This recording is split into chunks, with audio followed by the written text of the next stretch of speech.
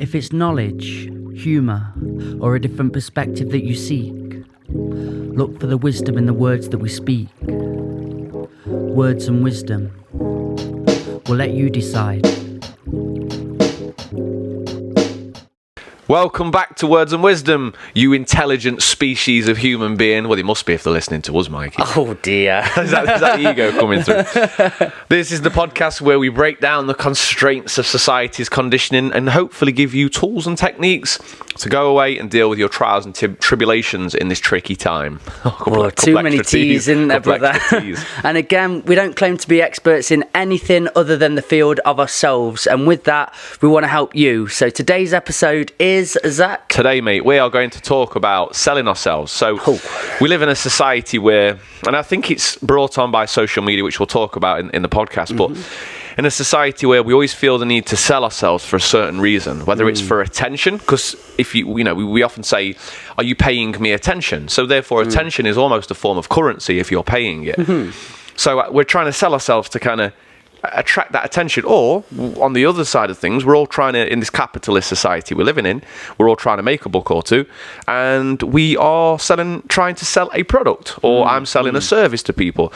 And I wanted to talk about how that can affect the human psyche a little bit, or how I feel it might be affecting the human psyche. How it can, because who am I to say? But I wanted to dive into the nuances of that topic. Well, you sell a product now, and before you were selling that product of, your personal training and Zach Purdy and what you can offer, were you trying to sell yourself before that? Did you go through that stage in social media? Or when you got social media, was that to sell a product? So, here's what I mean to answer your question. Was your question basically you're asking me? Just go through the question again. So you've got a product now to sell, which is your personal training, coaching, and services in that regard. I was going to say, how long's that been going for? And go down a bit of a path of how you've had to sell that. And if you've had the ugly nature before, where you're trying to get attention and just sell yourself, but for no real reason other than just trying to sell yourself because everyone else is. Does that make sense? I think it's an aspect of both. Maybe at certain times of my journey, one aspect more than the other, and then vice versa. But originally, I started Instagram when I started training, when I started the gym. And it was because I saw everybody else, all these influencers, and my idea was get massive, get on steroids, get thousands of followers, and I don't know why, but that was that seemed. Did you not have a why? It just seemed to be the thing, didn't it? Yeah. I think it was like I was just getting into the success mindset of I need to do something. I'm not sure what it is. And then there was the idea of selling supplements, being sponsored, this, that, and everything else. So, and I think it all boils down to attention anyway. But a lot of the time I was posting for attention. It'll be like, here's my body, look at me. What do you reckon? and now it's more, I like to try and provide value with each post or with each video. It's and again, that's a sales tactic in itself. As much as I want to provide value to people, in the providing of value to people, people see that you know what you're on about, therefore they are more likely to buy into you. So this is quite a broad topic to break down. So I'm going to go back to your question, and hopefully we can, because at the minute, like we spoke about, my mind seems to be everywhere at the minute. Yeah, of course. But no, and now what I do, like I say, is I use social media specifically for providing value, so that therefore I can sell a product to help people. Now, what I feel is happening in society, and I feel it within myself, and I see it within others, is we put the product and the selling and the act of being a good salesperson on social media or whatever in front, or we value it more highly than the actual providing of value to the person via the service or product. We've gone from a point where we used to have to rely on word of mouth, like, because there was no social media, there was like advertising boards and things like that and yellow pages and things. But we've gone from a place where we used to have to actually be good at what we do to get our product out there. Now we can just say we're good at what we do and make people believe us via social media, or we can make ourselves look pretty and create a perception. Now I think eventually that fizzles away once people realise you haven't got the product you say you have, or you're not the person you perceive you are. So eventually that falls through. So therefore, what's it called? What's that word called? Where you're being real, you're being authentic. Authenticity. Authenticity is the other word. Transparent. I like that word. Transparency, authenticity, vulnerability, all of those, they are very valuable these days. But because we see them as weakness, and we kind of push them away, and we create this perception on camera. Whenever there's a camera, and I feel it now. I feel like I'm trying to be a little bit of something different, maybe talk a little bit different because people are watching. Yeah. But when we do that, we're not being our authentic selves, and eventually we can go down the route of creating this whole new persona in the pursuit of trying to sell something and trying to get rich. And I just don't think it's healthy. I completely agree with you. I think there is an element in that, chameleoning and being able to be different parts of yourself at different moments in the day and different moments when it's needed, because now we're conducting something where we're hoping people can get value from something. We will act slightly differently and taking different tools from our arsenal to add for people. I feel it in social situations. I think I'm still my genuine, authentic self when I'm being around people, but I'm very mindful of who I am around and what part of self I need to include and incorporate in this setting. I don't think because I did before think maybe I'm not being my true self here, maybe I'm not being real, and that word's thrown around a lot in music and in lots of settings. But I did realise that if I was enjoying that setting, if I was enjoying that moment and feeling comfortable in that moment, I was being my real self, but I was also making those around me who I was mindful of comfortable, and we're all in it together. So it was different from the gym to my music friends to when I'm at a school, and I'm just finding different ways of conducting myself. I think that's important in sales as well. Yeah, definitely. I think it's important in life. And maybe it is, like I said, there's no right, there's no wrong. There is always the bit in the middle. Yeah, of course. And the bit in the middle is maybe by you pretending to be somebody else and pretending to be somebody different, that pretend is better than the person that you was before. So therefore you work up towards that, because they say fake it till you make it. Yeah. And it's very true. Like, if you want to be happy, just pretend you're happy for a little bit, and eventually it'll catch on as, like, because the brain wires up. It, like these synapses, they touch every time you make a thought. They touch, and if you keep thinking, they'll keep touching until eventually they connect, and now you've got a new way of thinking or a new process happening in the brain.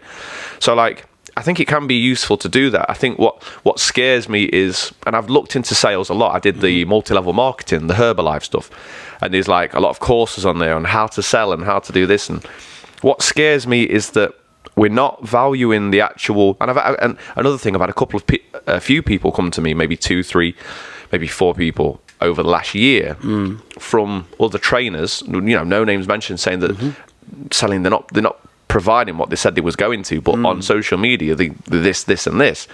And it's like, we live in a world where if you go on YouTube and type in how to be a successful online coach, it's all about how to sell the most products, how to become the best salesman so you can get the money. And it's all about the money. It's not about the actual service anymore, or the other person.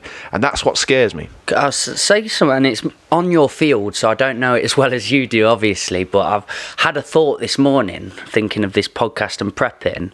But in personal training, I've got quite a few friends that are personal trainers. I'm sorry to say that. No, it's okay. I put my ego to the side. I'm at one with the world.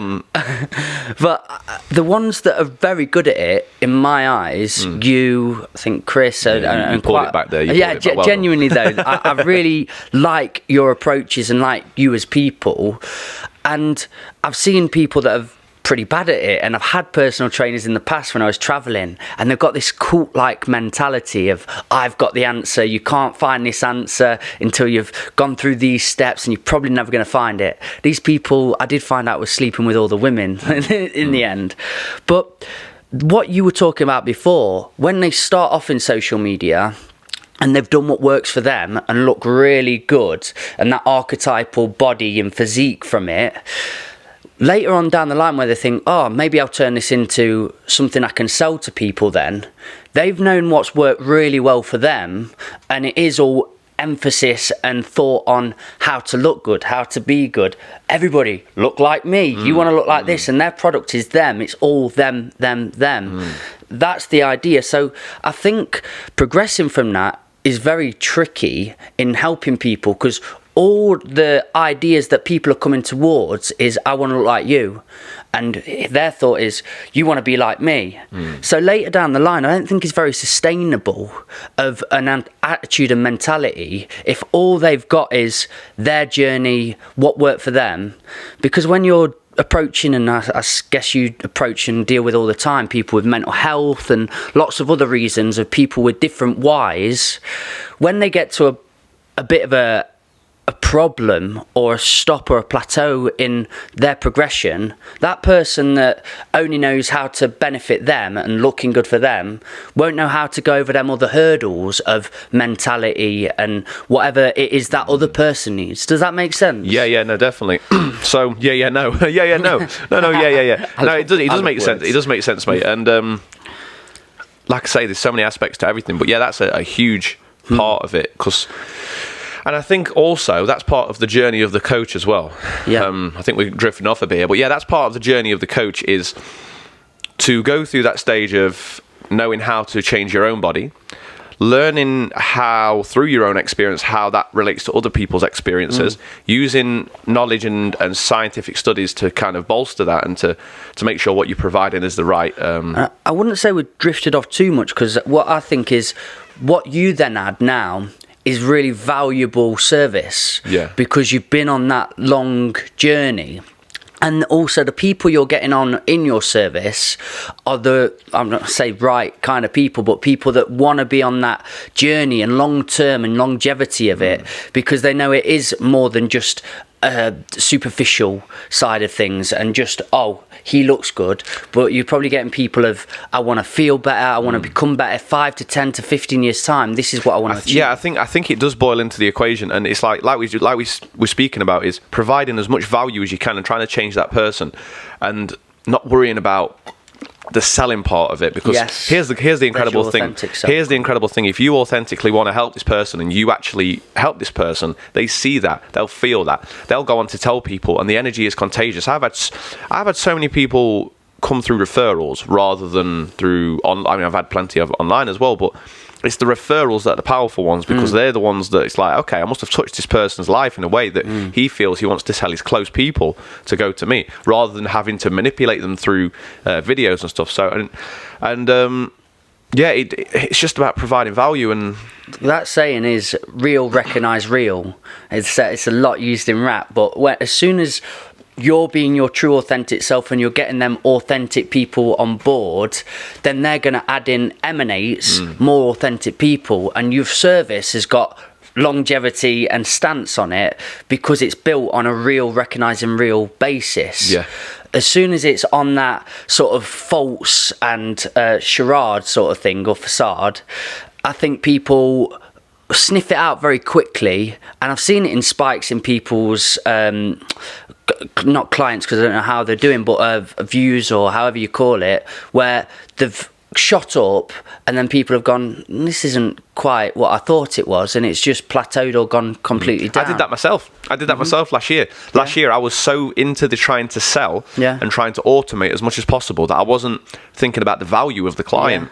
I was, how can I make as much money as possible with as little work as possible? And that's what there's like this subsection on YouTube and on the internet where it's like trying to teach you how to do that, because they've done it and they've manipulated it, so they're making a shit ton of money. So you become a product of that. And I become a product of that because I was watching it, and then I was I created this Instagram where I was trying to sell everything. It was a call to action at the end of every video. Like, it's like, here's your information, and if you want to buy, if you're struggling and trying to hit their emotion and the pain points, and at the end of the day, I'm providing a change in their life. So if I can manipulate them into the sale and then change their life with value, that's kind of okay, but that's not what I was doing. I was manipulating them into the sale, and then I wasn't thinking about all the value I needed to add. So I was neglecting that. And what I did is I did that rise. I was all over Instagram, and then I felt unauthentic, and I didn't like it, and I just fell off. So it was exactly what you just described. Mate, I love that you've been through that experience though, so you can give true background and true knowledge on where people might be going wrong with their sales. Because if they have got a product, I've felt it through. Do you know when you get a really generic message sent through by somebody, buy this product, you want this, you need this in your life, whereas it probably is just a tactic that somebody's deployed, but it definitely started to reach parts of my psyche and soul where they're sort of investing in me and saying, Mikey, I've been noticing this about you, and I thought I could help you in this way, maybe with social media marketing and whatnot. Do you want help and guidance? And giving questions about where you're at and what you want, and they're putting a bit more onus and trying to investigate into you rather than just, hey, you need this. So that's what I think people are longing for more, is investment in themselves and what they want. And definitely, to sell that product, you need to take time and care for what other people are about, rather 100%. Than all self-related. So yeah, I saw a lady on Facebook, and she was having back problems on a story, and the first thing what I did is I just offered her, I gave her free advice, because at the end of the day, I know how to fix that. Why should I manipulate? She doesn't want to buy from me. She doesn't even know who I am. Like, she probably doesn't even want my input. But I felt if I can just give her some advice, and then she goes away and that helps her, and then she goes, oh fucking hell, yeah, that's beneficial. She might come back to me, or she might tell somebody else. And I think it's about. Gary Vee is like an entrepreneur, and he's one of the motivational speakers, but he's a very authentic one. Very, very authentic. He basically says, give as much value as possible and ask nothing in return. Because then if you are good at what you do, it will come back. And he also says, he says be patient, but that's a different topic. So yeah, he says, just give as much value out as possible. We're too worried about that we've got this answer. I don't know if it's as a personal trainer or if it's in other aspects of business, other genres of business. We think because we've got this answer that we should keep it, because that's our little golden egg, and you've got to buy this if you want it. And it's like, I think there's an aspect of if someone's coming to you all the time, how's that, write me a plan, do me this, do me that, of course. But if someone's asking questions, give them the questions. If you're on Instagram, post some of your information there. Let people know that you know what you're on about. I love this quote, and it says, I've used it in a poem, but the only thing you have that is unique is you. And use this, that's all you can do. And we've got unique selling points, but we always think we need to withhold them from people.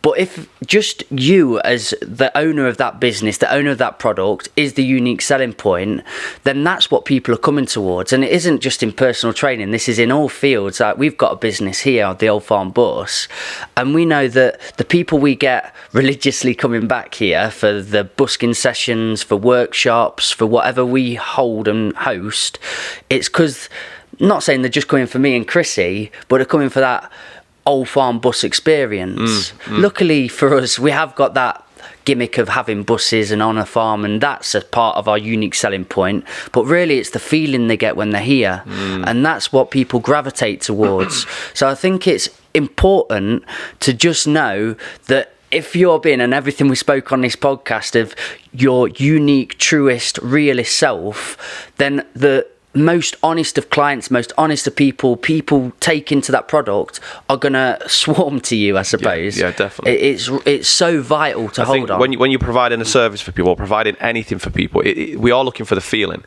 Even with music, if you don't get a feeling from the music, you're not going to buy into that music. Where we learn the most, through our heart, and 100%. It stays in here. Well, it's funny actually. In the heart, there's I don't know how many. There's like 100,000. Let's just Google it. There's a certain amount of 100,000 brain cells and neurites in the heart, and the brain and the heart actually have a connection. Wow. Yeah. That they send messages to each other, which is why people say think with your heart, and not your head or whatever. You use your heart. Because we actually have brain cells in the heart. How crazy is that, mate? How crazy! It is. And also, the heart has a electromagnetic field that it gives out.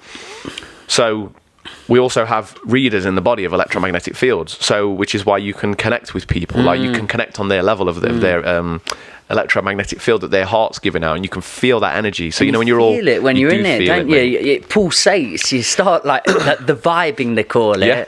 But when you're vibing, you want that experience to just emanate and forth. So if you can provide that into your sales or your services and give that to people, they're going to be ready for it whenever you can give it them. Yeah, I'm glad you pulled that back, because I was about to go down the road of we're going down this artificial intelligence road of like having because this book I'm reading called The Singularity is Near by Ray Kurzweil, published in 2005. It's all about making the human mind faster, more efficient, more able, like computers. So basically, and this is 15 years ago, and the technology that they had then is fucking insane, mate. Like, to think where we are now, we've not heard anything of it. So what's been going on? But anyway, we're trying to enhance the human mind. We're trying to get the human mind faster. But we're not taking into consideration the fact that the heart and the brain are connected and coherent. And the heart has its own way of thinking and feeling. Like, why are we trying to enhance the brain? And what are you doing about the heart? Like, it seems like we're going down a tricky... Because what happens when we get stuck in our mind? We overthink, we become paranoid, we become all the wrong stuff. Toxic. Yeah, we become toxic. When we're all heart, we maybe become Buddhists. We become too much love and kind or whatever. What happens when we try to enhance the mind, so it's faster, but we don't do anything about the heart? We don't focus on like feeling and love and compassion. I think if we want to enhance the mind and thinking and the ability of our brains, we need to teach people how to connect with the heart as well, so that we don't get carried away. Because what happens when you get carried away with technology? I've noticed recently, you get addicted to it, the mind starts racing. I'm always looking for the next thing, and it's just, but that's a different... I just thought I'd go off there. Well, you are somebody that's had a long journey with selling and services and being with people. I just thought, is there any for Instagram people, Facebook people that want to sell something, that you'd give them takeaways or ideas or things that do's and don'ts? Because I can imagine for a lot of people that are authentic, are real, and just hitting brick walls every time they try and get out there, sell themselves, invite people to their page, whatever it is, and they keep getting the numbers they're not wanting or the feelings they're not having and selling. Can you give people a bit of an idea of what they can try out and what they can do differently? I don't think I'm an expert in this field. Like, I've got tools and tactics and techniques that I've learned along the way. But I think the main thing is what I'm doing at the minute is trying to provide as much value as possible, constantly re-educating myself, I like that word, edumacation. Have you got an edumacation? Re-educating myself on what I already knew, on things that, new scientific discoveries in my field. And then I'm trying to upgrade my services. Like, I'm upgrading my intricacies within the program. So, like, for instance, the questionnaires, I've got my graphic designer, like, being able so people can type in them rather than having to type out in WhatsApp. Cool. I'm posting videos on things, on information. I'm giving people, my clients, as much information as possible, and I'm also taking them as individuals. We're getting on a call every week now, rather than me going, we'll have a call when we need it. No, we have a call every week because I want to know where you're at. I'm taking interest in my people now, and I feel better for it. I'm making more money because of it, I guess, but it doesn't really bother me. It doesn't bother me. I'm actually charging less now than I was when I was doing the automation thing, and I'm giving more value now, but I'm happier. So I don't really care. Do you know what I'm saying? And this is what this whole podcast is about, is trying to provide as much value as possible and stop thinking about the views and the sale and the end goal. It's like, just give us as much value, and then that might come, but it might not. Just enjoy it, I think, is the advice. Yeah, I think my takeaway or advice is just have intentions in your business, in your sales, in what your product is, and be celebrating mini wins and mini obstacles and mini hurdles. Because I've had a friend recently, and I got in touch with him because he put a status up and he was just absolutely going wild.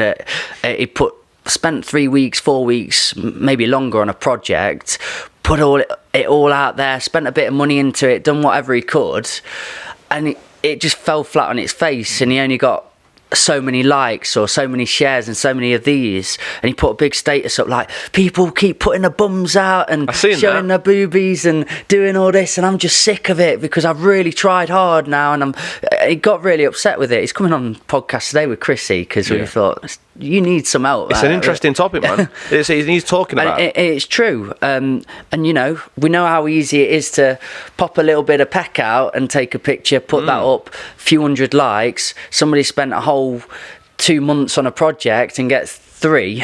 I can relate to that, mate. Yeah, I can, and that, but my advice to him, and I don't know how fair and true it was, because none of my opinions I believe as truths. I just think they're thoughts that I've got. Yeah, keep them to yourself, Mike. I'm joking, man. I just said to him, listen, man, celebrate your wins. It's the good people coming on.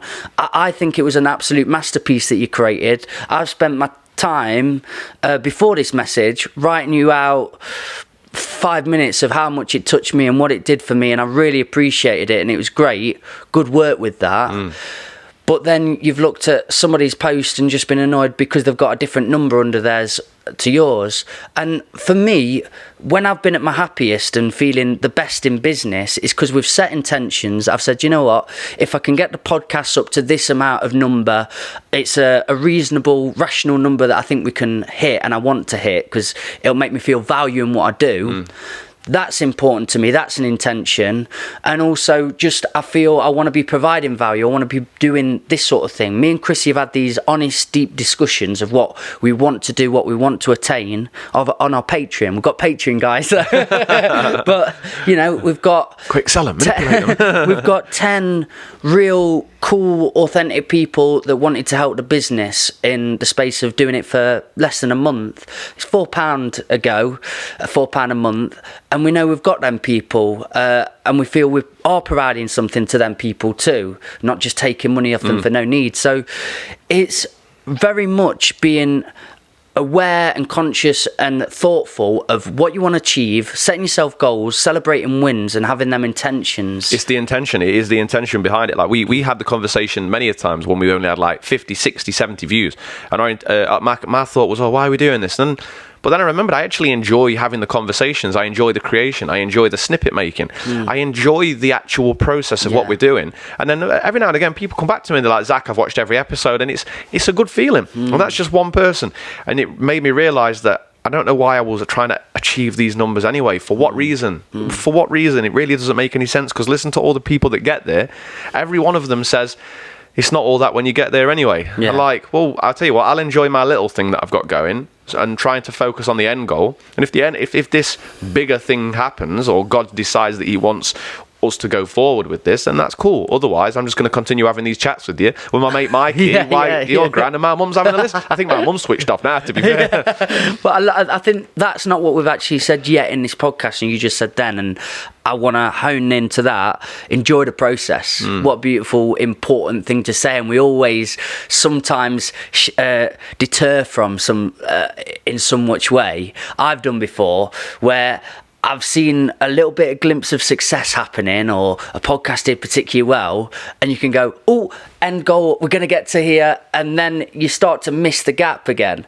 And when one flops or something happens and you're not hitting that number, you just need to clock in and go, right, what was it I doing this for? Oh yeah, I enjoy it. I just like conversation. One thing that helps me as well on that path is enjoying the process, but also I see it as practice. I see this, what we're doing now. Let's say the podcast in a month or 2 months or 3 years or 5 years dies and we don't do it anymore. Yeah. I've just then got 2, 3, 4, 5 years of practice of communicative entrepreneur skill, communication ways skills, ways of articulating what I'm trying to say, and I've got practice in all of that. I've got practice in maintaining eye contact. I've got practice in video editing. So now I've gained all these skills that I can take forward, and maybe this isn't the end goal. Maybe God's got something bigger for both of us, but he just needs us to practice these to get the tools in our belt, so that in the future we move on and we become this great all-knowing being. Oh God, we want 1 million views now. Yeah, 1 million views, and and here's another thing, like the Aladdin film with the power of the genie, the most powerful being in the world. And it's like, well, the thing is with having that power, what happens? You get the constraints of... Yeah, there's always a byproduct. That's the word. You get your shackles, you get sucked into a lamp, and then I watched that film very recent as well. Amazing, isn't it, it's such a good film, but I do love it where Will Smith's like, you sure you want that? You got to be careful what you wish for. Yeah, and definitely. That's pretty much a good way of summing part of this up, though. Be careful what you want, be careful what you wish for, because misery can come along with that if you're setting yourself up for failure. So to kind of summarise this podcast, it's like, be happy with what you've got and what you're creating. The now. Be happy with the now. Enjoy the process of creating, because we like to create. We're human beings and we love creating. We love creating things. And be authentic. If you want to help people, or you've got something to provide people and you know it's valuable, just be authentic. It does grow. And it will grow. If your product is what it is, what you say it is, what you think it is, it will grow. And if it's not growing, maybe you need to look at how you can improve. And I know I'm doing the same thing. How can I improve? How can I improve this? Every day I'm trying to improve. And it's a beautiful feeling. It captivates the right people along for the journey. You know, I've done a podcast and just gone down that person's friends list and thought, oh, they've done the podcast, so their mates might want to watch it. I'll just go ding, ding, ding, ding, ding, ding, ding, go down it. But then later down the journey, when then people may have either watched that podcast or not, that's the feed I'm being given. So I'm stuck with a load of people on my feed that don't really want to be on my journey, and then I've got a disingenuous feed of people, and we're not feeding each other. Yeah. So like you said, if you're more authentic, engage in small but right numbers, that's who you've got on your journey, and you can all sort of thrive together. Yeah, definitely. And that's the 100%. important, having the right people for your product, for your journey. Not everybody needs to be a Kanye West or a Jesus Christ. Yeah. It's You like- know, I'm glad he exists. yeah, exactly. We're glad they exist, but we don't all need to be. We can all be 100%. our own level of Kanye West. Amen. I like that. That's Amen. what a quote. Was that your end quote? That's my end quote, That's mate. your finisher. There you go. You can have that one. You can have that one for free, guys. Any more, sign up to Patreon. And really dissect that quote for us. I can't remember what I said, to be fair. Anyway, guys, thank you for tuning in.